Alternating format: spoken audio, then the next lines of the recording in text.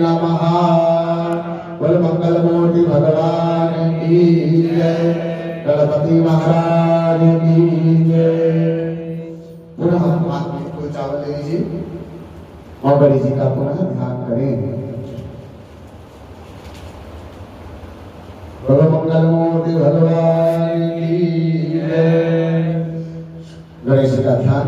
शुभकस्य गदन्तस्य कपिलो गजकर्णकः लंबोदरस्य विकटो विघ्ननाशो विनायकः धूम्रकेतुर्गणाध्यक्षो भालचन्द्रो गजाननः द्वादशैतानि नामानि पठेत शृणुयादपि विद्यारम्भे विवाहे च प्रवेशे निर्गमे तथा संग्रामे संकटेश्चैव विघ्नस्तस्य न जायते शुक्लां वरदं देवं शशिवर्णं चतुर्भुजम्